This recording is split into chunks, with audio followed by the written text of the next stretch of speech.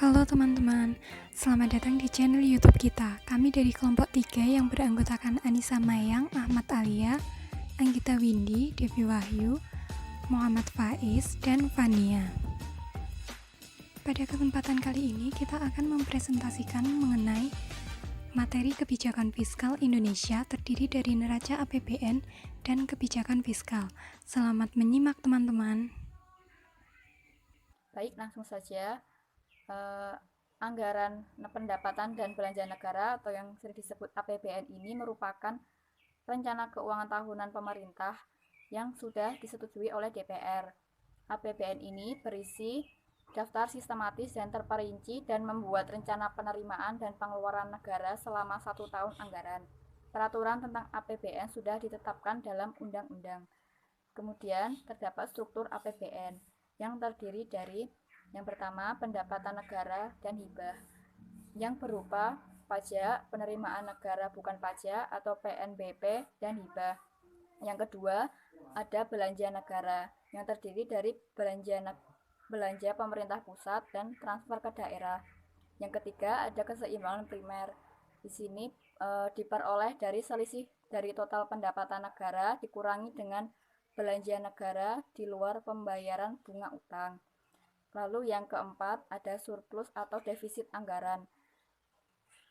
Ini didapat dari pendapatan negara dan hibah dikurangi dengan belanja negara sehingga dapat diketahui surplus atau defisit. Yang kelima ada pembiayaan. Dalam pembiayaan ini terdapat dua pembiayaan. Yang pertama, pembiayaan dalam negeri yang berupa perbankan dalam negeri dan non-perbankan yang berupa privatisasi, SBN, dan pinjaman luar negeri. Yang kedua, ada pembiayaan luar negeri. Di sini berisi penarikan pinjaman luar negeri, pembayaran cicilan yang berupa proyek atau program, pokok utang luar negeri. Ya, selanjutnya ada pendapatan negara dari tahun 2004 sampai 2015 yang dilihat dari pendapatan pajak dan pendapatan negara bukan pajak. Nah, di sini ada grafik yang berwarna oranye itu merupakan penghasilan negara dari pajak, dan yang berwarna hijau itu dari PNBP, dan ada juga yang berwarna kuning itu dari kepabeanan dan cukai. Terus yang berwarna biru itu dari hibah, di mana eh, dalam keseluruhan 2004 sampai 2015 itu mengalami peningkatan, kecuali pada tahun 2009 yaitu mengalami penurunan, tetapi pada tahun-tahun yang lain itu selalu mengalami peningkatan.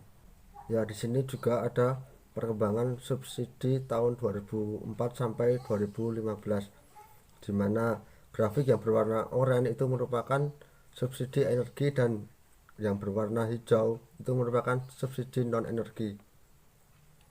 Secara keseluruhan tahun 2004 sampai 2015 dalam perkembangan subsidi ini mengalami turun dan mengalami kenaikan,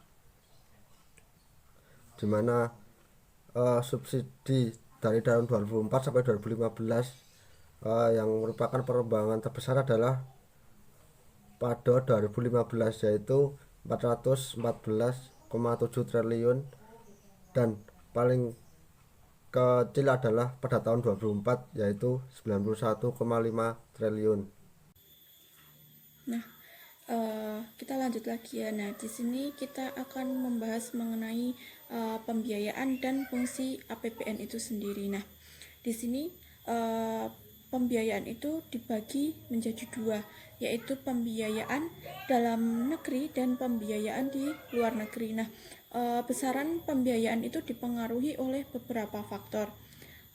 Misalnya saja seperti asumsi dasar makroekonomi, kemudian adanya kebijakan pembiayaan, kemudian adanya kondisi dan kebijakan lainnya. Nah, selanjutnya adanya pembiayaan dalam negeri. Nah, pembiayaan dalam negeri ini kita bagi menjadi dua, yaitu pembiayaan perbankan dalam negeri dan pembiayaan non perbankan dalam negeri. Nah, di sini di dalam pembiayaan non perbankan dalam negeri itu dibagi menjadi 5, yaitu hasil pengelolaan aset, kemudian adanya surat berharga negara neto, kemudian adanya peminjaman dalam negeri neto, kemudian adanya dana investasi pemerintah, dan yang terakhir itu ada kewajiban penjaminan. Nah, yang selanjutnya ada pembiayaan luar negeri. Pembiayaan luar negeri itu meliputi seperti penarikan pinjaman luar negeri yang terdiri atas pinjaman program dan pinjaman proyek. Kemudian adanya penerusan pinjaman, dan yang ketiga adalah pembayaran cicilan pokok utang luar negeri yang terdiri atas jatuh tempo dan moratorium. Nah, yang selanjutnya kita akan membahas mengenai APBN yang lebih terfokus kepada fungsi APBN itu tersendiri. Nah, APBN atau anggaran pendapatan belanja negara itu sendiri merupakan instrumen untuk mengatur pengeluaran dan pendapatan negara yang digunakan untuk membiayai kegiatan pemerintah dan pembangunan. Jadi APBN ini menjadi berfungsi sebagai instrumen dalam mengatur pengeluaran dan pendapatan negara. Nah, hal ini digunakan untuk mencapai pertumbuhan ekonomi, kemudian meningkatkan pendapatan nasional, adanya mencapai stabilitas perekonomian, dan menentukan arah serta prioritas pembangunan secara umum. Nah, di dalam fungsi APBN ini terdapat 6 fungsi. Yang pertama ada fungsi otorisasi, kemudian ada fungsi perencanaan, ada fungsi pengawasan, alokasi, distribusi, dan stabilisasi, di mana fungsi otorisasi ini sendiri menjadi pedoman atau dasar negara dalam melakukan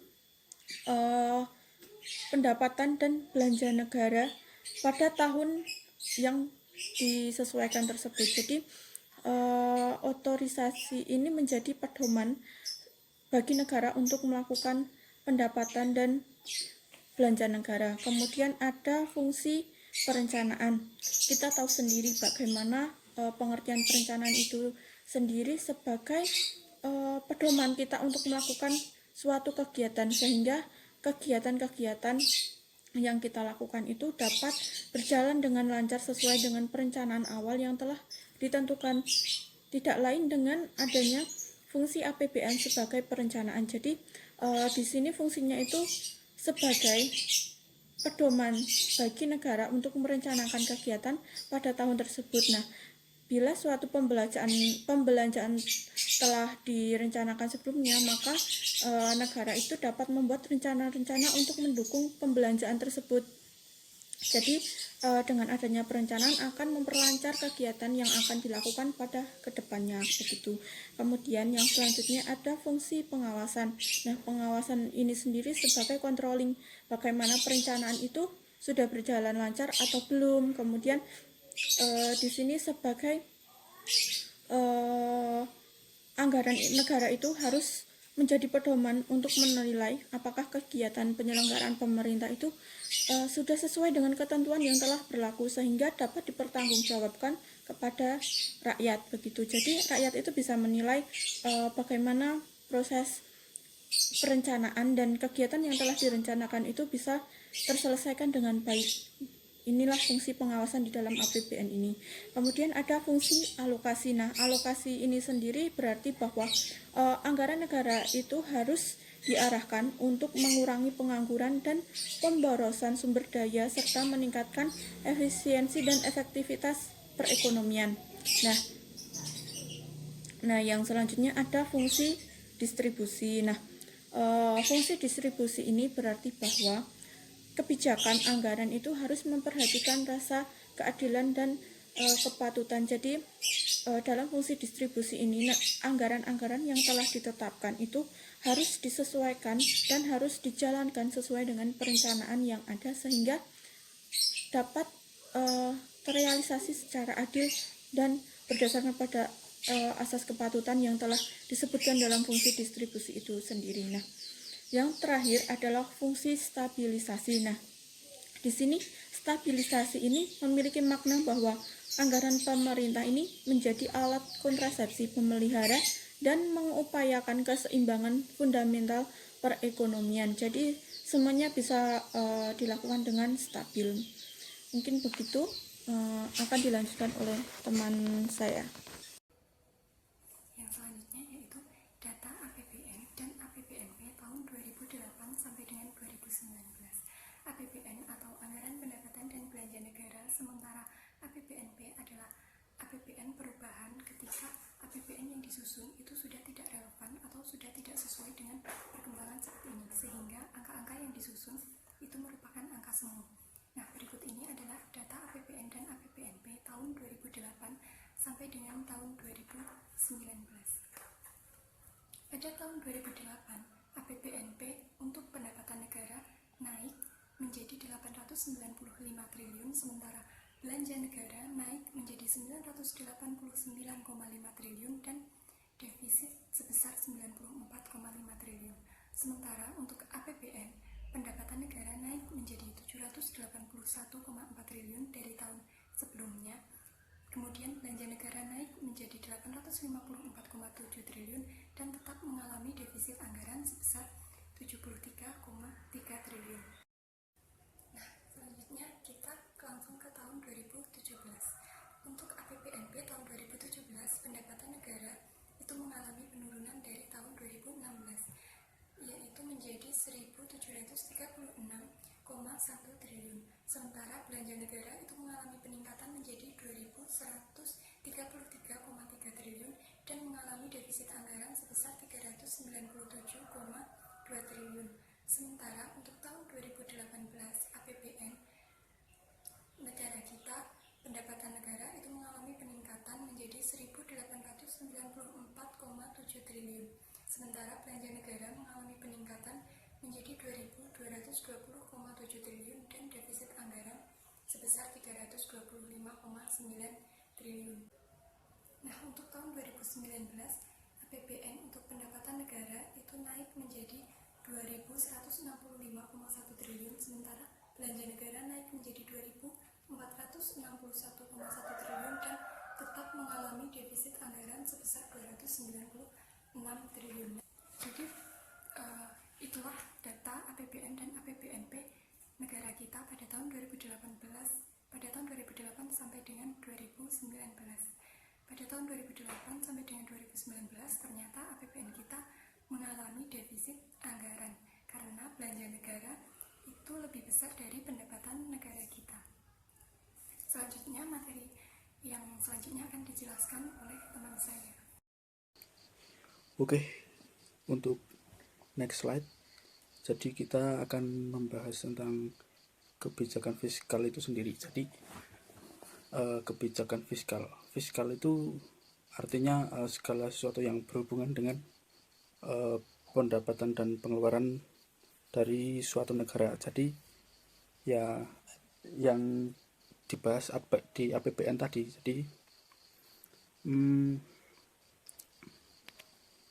Jadi apa yang menjadi suatu pemasukan bagi negara kayak pajak dan non pajak. Ya kalau pajak ya ada pajak itu sendiri, terus non pajak kayak dari denda, dari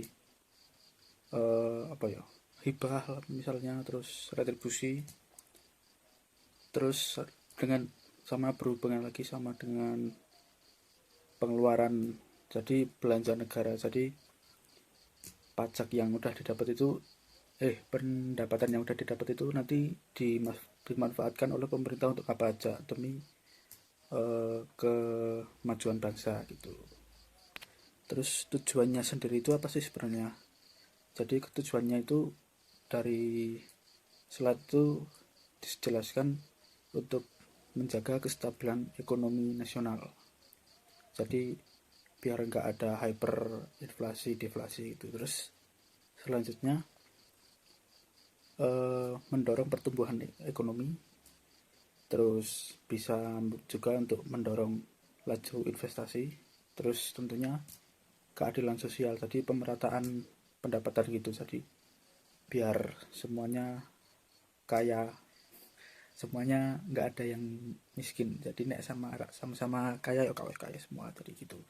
Terus pengentasan pengangguran, terus yang paling utama itu sebenarnya adalah stabilitas harga barang, jadi nggak ada bawang merah terlalu mahal itu diharapkan untuk tidak ada, tapi kenyataannya ya sembuhlah itu. Nanti semoga kita kalau bisa bekerja di pemerintahan, semoga bisa ikut turut memperbaiki